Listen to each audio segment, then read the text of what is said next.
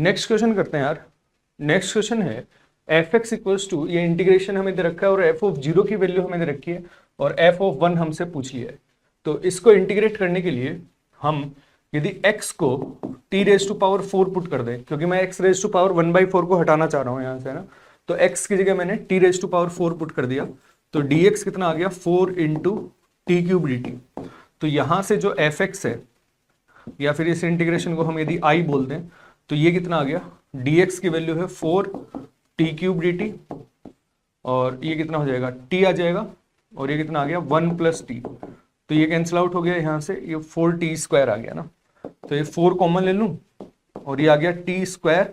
1 plus T into D T, और इसको simplify करने के लिए मैं -1 + 1 कर देता हूं, जिससे ये फैक्टर बन जाए, t - 1 वाला फैक्टर बन जाएगा।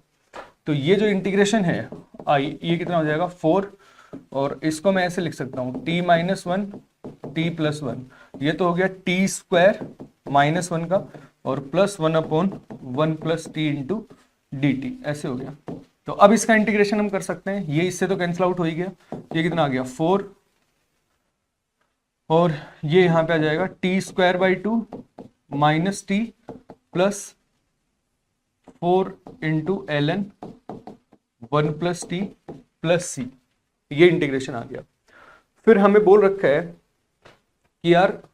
f ऑफ 0 जो है वो -6 है ना, तो यहां पे मैं वैल्यू पुट कर देता हूं इसकी। चलो, तो मैंने वैल्यू पुट की, तो इंटीग्रेशन कितना आ गया 4, और ये आ गया √x/2 minus x raise to power 1/4 आ जाएगा, plus 4 ln 1 plus x raise to power 1/4 plus c। ये अपना i था और i जो है वो fx ही था, तो मैं इसको fx ही लिख देता हूँ। सही है, ये ऐसा हो गया।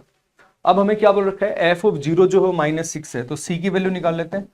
f ऑफ 0 जो हो कितना आ जाएगा, ये टर्म 0 हो जाएगी, ये टर्म 0, तो c आ जाएगा, और ये हमें -6 गिवन है, तो c की वैल्यू हमें मिल गई -6। तो जो हमारा fx है, fx जो है वो कितना बन गया अपना 4 √x/2 minus x raise to power 1/4 plus 4 ln 1 plus x raise to power 1/4 plus c, ये बन गया। सही है, तो f ऑफ 1 हमसे पूछा है, तो f ऑफ 1 कैलकुलेट कर लेते हैं। f ऑफ 1 कितना आ गया 4 1/2 - 1 प्लस 4 ln 2,